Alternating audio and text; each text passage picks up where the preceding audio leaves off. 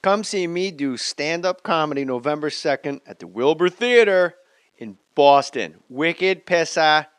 November 3rd, I'm at the Borgata Casino in Atlantic City. Come see me. November 4th, the big time, baby. Tarrytown Music Hall, Tarrytown, New York. November 9th through 11th, Governor's Comedy Club, Levittown, New York. Put your name on it. Just put your name on it. That's all I say. Be a man or a woman. Put your name on it. Well, I'd like to hear about it, potheads. How the fuck you gonna know how to be great if you don't study greatness? Look at the game tape. Donuts. Oh, yeah. Hey, you're not a bad-looking man, Mr. Gals. But you are, Blanche. You are in that chair.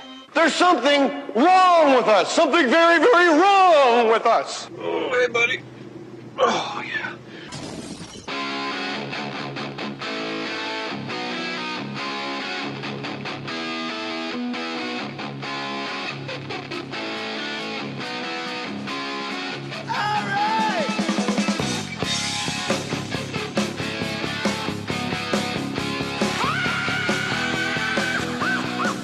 My guest, Robert Alexander Szatkowski, better known as the whole fucking show. Dude. RVD. Good, man. You said my last name like you grew up with me. I did grow up with you. You don't remember it. Well, I grew up watching you. I grew up watching you. We're the same age. First of all, that shit. You cancel that shit right now, man. I like people that like me. And why wouldn't you? That is the most appealing factor anybody has, is that they like the one who's judging. Well, don't act like you don't know what that's like. I mean, you go to like Calgary as a pro wrestler when you're back in the WWF heyday, when you were the Intercontinental Heavyweight I'm Champion. the X Division champion. I won it Sunday at Bound for Glory. Best pay-per-view maybe TNA's ever had. Is that the one Hogan just did? Yeah. Hogan was there? Yeah. I heard him on Howard. I did too. I heard that. And then you were on that one and you won the fucking belt? Yes, sir. You are now the champion. The X Division champion. There was like 3 titles. They all changed hands Sunday at Bound for Glory, and it was awesome in Phoenix, Arizona. Who did you beat? A new kid. I mean, you don't know him. His name is Zima Ion, and the X Division is basically Zima Ion. Yeah, I think I'm saying that right. What are they running out of characters? Is he a black guy? The guy, well, he's got a big afro, but I don't think he's black. I think he's like Filipino or. You've been hitting the head so much, you don't know what color somebody is. I'm not qualified to answer that. All right. But anyway. X-Division champion. So how do you win the belt beating a new guy? Usually, like, they breed these rivalries. I steamrolled right over him. I came in and said, yo, you're talking all this trash about what a tough guy you are. Check me out. Bam! Beat him, smothered him, and the crowd was so loud. It was crazy. Seriously, like, they were screaming, RVD, like, through the whole match. And lots of love, but... It's rare that there's like that much energy and passion, and because TNA, we do most of our shit like out of Orlando, Florida. We we shoot live every Thursday night. That's where I'll be this week probably, but I don't know if I'm on this week yet or not. No, you'll be on in like 2 weeks. Oh, this podcast, or you mean your actual schedule? TNA, it's on Spike, 8 o'clock on Thursdays. You're a big fan, you know. Thanks for following. I will be now because my buddy's going to be on it. I thought you were doing like the minor league Chitlin circuit, wrestling in like storage containers on cruise ships in Long Beach. No, even when all right, all you Chinese immigrants get out. RVD's got a match against Negative Ion Technology or whatever his name is. When I left WWE in 2006, I was just burnt out on their schedule, and so I walked off. And for like almost 3 years, I only would wrestle overseas because I just had really high diva-like standards. They had to fly me first class and pay me a lot of money up front. And so I was wrestling in Switzerland, Italy, Spain, Germany, Romania, Bulgaria, France, Ireland, all over the place. And eventually... I like how you go, I only wrestled certain places, and then you just rattled off 40 countries. No, I said overseas. I had my limits. Overseas. I only wrestled France, Holland, Dutch... Romania, but I don't know if you're familiar with geography, Jay. I don't know Ontario. if your stand-up tour goes there, but it's overseas, believe it or not. You did say that. You can't drive to any of those places from here. I could. Well, you'd be on a ferry boat. Back in the day, I could. That might be fitting. Back when you, me, and Justin McCulley were at an Embassy Suites. Remember that? We were all ferries that night. I could have fucking driven across the ocean that night. Remember when you held his balls in your mouth?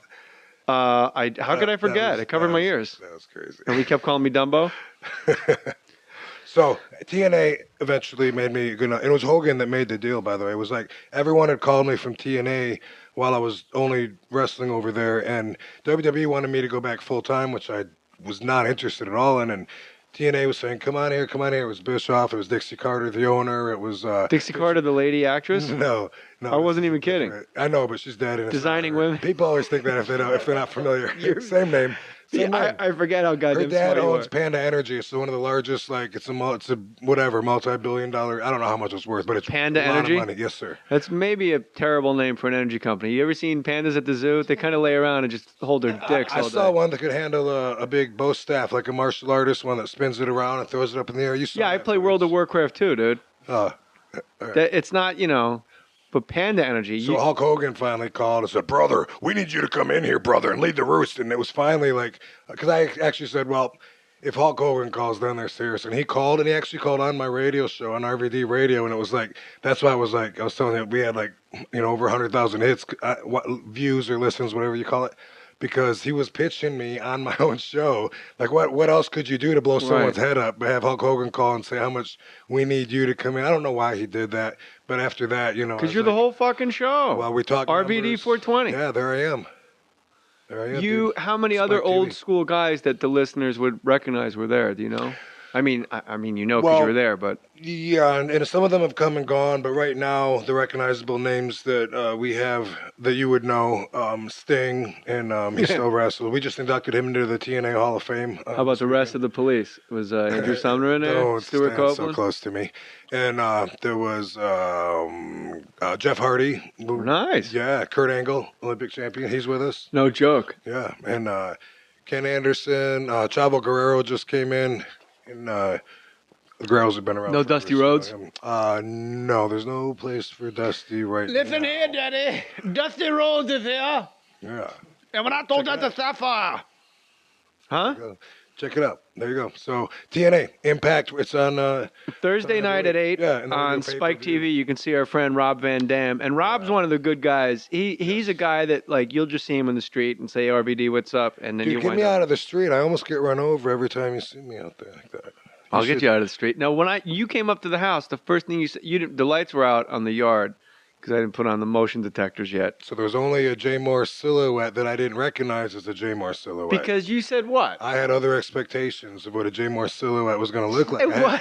I hadn't seen you in a while. It's been a while. You know what? You know the last time we talked? Ontario Improv. Okay, but You were in my car. Last time we communicated, you had said, "Oh, our mutual friend Justin McCauley, who's a MMA guy, and he was Yeah. fighting with UFC."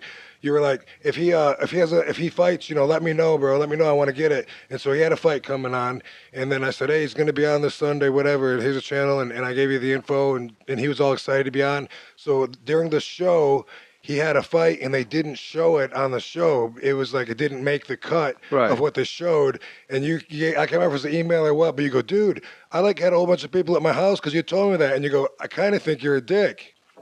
Really? Yeah, I still kind of want to headbutt you for that. I hope you don't. And I never in my life have thought you were a dick at all. That's the problem Well, with believe me, texting. Justin was bummed more than anybody Of that he course wasn't he on was. there, you Not know, as much as he yeah. was when he lost to Russo, the wrestler from Wisconsin. Remember that? I do remember it. And I told him, I said, you look a little heavy. You're not going to outwork a wrestler. He could have worked for WWE if he had an actual marketable build and stuff. Like they liked him, but they didn't. They wanted him to work on his body and stuff at one point. It's You said the WNBA? No, WWE, which is I thought you said that's what I swear to WWF God. changed to. Yes, I'm okay. not making a joke. I honestly thought you said WNBA and you were going to make a joke. No, but I about- know Rasheed Wallace. He's a friend of mine. Yes. That's as far as my sports knowledge goes. Is I can smoke a joint with Rasheed Wallace. So Thursdays at 8 on Spike TV, you can see our friend RVD. And that's the also, problem. I thought you were going to be fat. Yeah. So that was the point. The main I hadn't point. seen you in a while. You came up to the gate because I can't see the address. And I said, "Hey, is this bleep?" That was Jay Mohr's personal address, everybody. Here in the studio, Jay Mohr Live. Anyway, and you came up and you were I was like, "No, man, you look about that studio down the street, man? And I told Steve was with me. I said, because he said, "Hey, is that guy that you have on the RVD TV? Because we filmed that thing when you let me go on stage at one time." And Yeah. And I said, "Yeah, but he's going to be a lot fatter now." Why did you think I was going to be fat? Out of curiosity. I don't know. I think maybe you were getting heavy on your sitcom. I think that's what it was. And Yeah, I was up around 212, 210 on the sitcom. Well, you've lost it and you look good. Thank you, brother. 190. 193. I remember I was on a scale in San Jose. Tom Segura was my opening act, and I go, God. And he goes, what? I go, I weigh fucking 211, 212. And he goes, so? I go, that's what Evander Holyfield fought at. And he goes, so? I go, do I fucking look like Evander Holyfield? No. It is all gut. Yeah. He had better abs, probably. Evander had crazy abs. Yeah. He probably roided the shit out of himself. That's why he had the heart problems. And then remember, you don't remember this? Oh, because you're not a big Oh, now you're a doctor? No. What the fuck? Come on. He roided out so bad, and then he had he had heart arrhythmia or something bad where you can't ever fight. And then he went to like a faith healer. His church healed him. Translation: stop shooting decacycles at an alarming rate. And then he fought at like 220. And we'd like to thank our sponsor, Jesus Christ, for being there when we need him. He's a good man. Your debut in the WWF, 1989, right? 2001, actually. 2001? I was in ECW from that's 96 right. to 2001. And within that year, I switched over to WWE. And ECW back then was like so crazy. You'd like do suplex off the top rope onto barbed wire lunch tables. Well, everyone kind of had their own niche, too, though. You know what I mean? Like, did you have to bleed a lot? No, not a lot. But when I did, I was proud of it. It was always like what we call hard way. I didn't, slice my forehead to get the... For me, that's like, come on. But I would, take a chair into the eyebrow, it would bust me open. That happened a lot, but I love it because it's good for the business. What we did was we changed the standards. People didn't look at us and go, do you guys ever really hit each other? We never heard that because we were killing each other, and it was for the really tough physical artists that wanted to express themselves in that hardcore, violent way. It was awesome, and we all miss it very much, and thank God for DVDs. You made a joke earlier about you did the Diva Tour overseas, but don't you think that you sort of earned the Diva Tour? Because when we sat in my car once, well, that sounded like a gay encounter at the Dolly Madison at the Dolly Madison rest area off the Jersey Turnpike, and we were looking for glory holes that time. You remember that? Bound for glory. Yeah. Holes. Parentheses holes. You were explaining to me the WWF schedule, and it was so absurd and so ridiculous. Yes. But don't you think you sort of earned that diva route?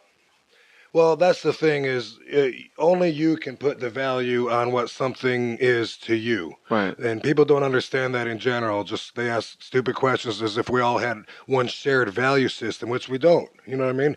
And so I was so burnt out when I left WWE. They wanted me to sign a contract that said I'd return and just take like a few months off. I said, fuck no, because as it was, when I would have like 2 days off a week, which was all I would get, I would be like counting the hours and subconsciously until I got to get back in the airplane. And I had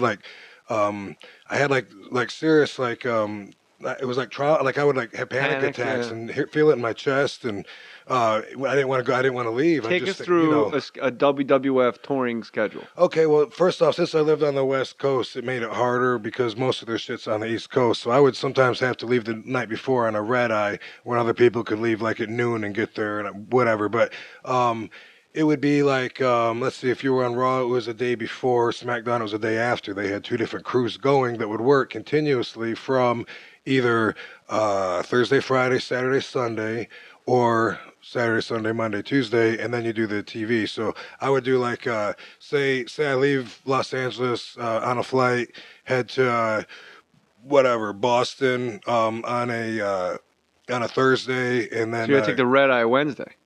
Sometimes, yeah, on TV, because you got to be at the building like at 1 o'clock East Coast time for TV. The house shows, the non-televised events, sometimes you didn't have to be there till a little bit later, so there was some flexibility there. But anyway, you rent a car, sometimes you hook up with somebody. I usually rode by myself my whole career and still do. There's been very few partners that I had, like Booker T and Sabu, Mike Awesome, who hung himself, and through him, Sean Stasiak for a little while, who... I had to smoke a lot to deal with riding with him, but who? Wait, Sean Stasiak. You got to slow everything down a little bit because you're throwing a lot of names out. And anyway, these are great stories. Every day, who was the guy you had to smoke a lot with? No, not with. No, you had to smoke to deal with him. Who was it? Sean Stasiak. Okay. He's a second generation wrestler, and he would he would drove everybody nuts. And like he would do things like he'd say, "Hey Rob, watch my match and tell me afterwards if you see anything I could do better." I'd say, "Okay," so I'd go out of my way to watch his Instead match. of going home to sleep. And afterwards, he'd come out, afterwards, and I'd have some stuff prepared. I'm going to tell him, hey, you need to be more aggressive here or this or that. And I'd get ready to tell him. He said, "Did you watch the match?" I'd say, "Yeah." And he'd "Oh, did you see my hair? Did you see my tights? Are my tights, do they look too short? I think they might be too short. Do they look purple? They're not purple. They're like a hot pink, but I think they look purple." And did Hunter look that much? So Did that guy look that much bigger than me? Sean Stasiak is gay. And he's got like those. He's obsessive and whatever. About the color of his tights. Oh my God. Mike Awesome hung himself. One of my best friends. Never would have seen that coming. When you're back in the WWF heyday, when you were the Intercontinental Heavyweight Champion. I'm X Division champion. I won it Sunday at Bound for Glory. Best pay-per-view maybe TNA's ever had. Is that the one Hogan just did? Yeah. Hogan was there? Yeah. I heard him on Howard. I did too. I heard that. And then you were on that one and you won the fucking belt? Yes, sir. You are now the champion. The X Division champion. There was like 3 titles. They all changed hands Sunday at Bound for Glory, and it was awesome in Phoenix, Arizona. Who did you beat? A new kid. I mean, you don't know him. His name is Zima Ion, and the X Division is. Come see me do stand-up comedy November 2nd at the Wilbur Theater in Boston. Wicked Pesa. November 3rd, I'm at the Borgata Casino in Atlantic City. Come see me. November 4th, the big time, baby. Tarrytown Music Hall, Tarrytown, New York. November 9th through 11th, Governor's Comedy Club, Levittown, New York. Put your name on it. Just put your name on it. That's all I say. Be a man or a woman. Put your name on it. Well, I'd like to hear about it, potheads. How the fuck you gonna know how to be great if you don't study greatness? Zima Ion? Yeah, I think I'm saying that right. What are they, running out of characters? Is he a black guy? The guy, well, he's got a big afro, but I don't think he's black. I think he's like Filipino or Hawaiian. You've been hitting the head so much you don't know what color somebody is? I'm not qualified to answer that. All right. But anyway, X Division champion. So how do you win the belt beating a new guy? Yeah, usually, like, they breed these rivalries. I rolled right over him. I came in and said, "Yo, you're talking all this trash about what a tough guy you are. Check me out." Bam! Beat him, smothered him, and the crowd was so loud. It was crazy. Seriously. My guest, Robert Alexander Szatkowski, better known as the whole fucking show. Dude. RVD. Good, man. You said my last name like you grew up with me. I did grow up with you. You don't remember it. Well, I grew up watching you. I grew up watching you. We're the same age. First of all, that shit. You cancel that shit right now, man. I like people that like me. And why wouldn't you? That is the most appealing factor anybody has, is that they like the one who's judging. Well, don't act like you don't know what that's like. I mean, you go to like Calgary as a pro wrestler. Look at the game change. Donuts. Oh, yeah! You know, you're not a bad-looking man, Mr. Gals. But you are, Blanche. You are in that chair. There's something wrong with us. Something very, very wrong with us. Oh, hey, buddy. Oh, yeah.